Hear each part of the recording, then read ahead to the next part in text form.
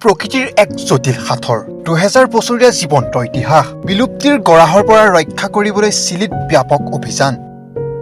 প্ৰকৃতিৰ বুকুত লুকাই আছে বহু আচৰিত উপাদান বিশ্বৰ এনে এবিধ আচৰিত উদ্ভিদ যি প্ৰায় ২০০০ বছৰ পৰ্যন্ত জীয়াই থাকে চিলিৰ ৰাষ্ট্ৰীয় গছ হিচাপে পৰিচিত এই বিশেষ গছজোপাৰ নাম হৈছে মাংকি পাজল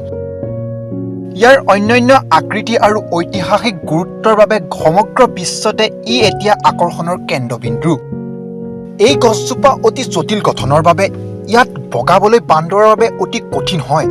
আৰু সেইবাবে ইয়াৰ নাম দিয়া হৈছে মাংকি পাজল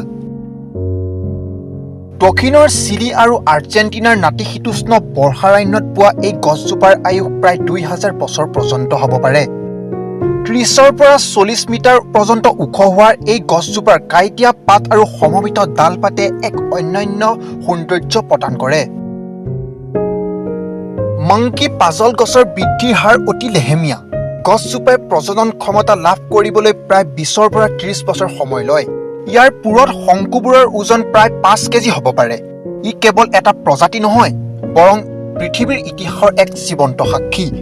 কেৱল পৰিৱেশেই নহয় চিলিৰ সাংস্কৃতিক পৰিচয়ৰ সৈতেও এই গছজোপা ওতঃপ্ৰোতভাৱে জড়িত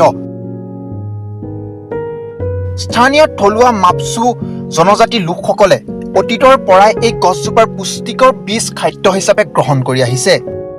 চিলিৰ বিভিন্ন উৎসৱ লোককথা আৰু কলা সংস্কৃতিত এই গছজোপা বিশেষ স্থান অধিকাৰ কৰিছে কিন্তু বৰ্তমান সময়ত বনাঞ্চল ধ্বংস আৰু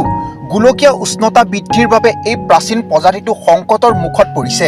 যাৰ বাবে চিলি চৰকাৰে এতিয়া এই ঐতিহ্যবাহী গছজোপা সুৰক্ষা দিবলৈ ব্যাপক সংৰক্ষণ কাৰ্যসূচী হাতত লৈছে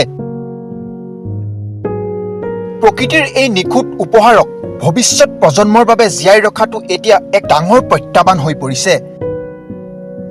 বিশ্বৰ পৰিৱেশ সুৰক্ষাৰ আলোচনাত চিলিৰ এই ২০০০ বছৰীয়া পুৰণি গছজোপাই এক গুৰুত্বপূৰ্ণ ভূমিকা পালন কৰিছে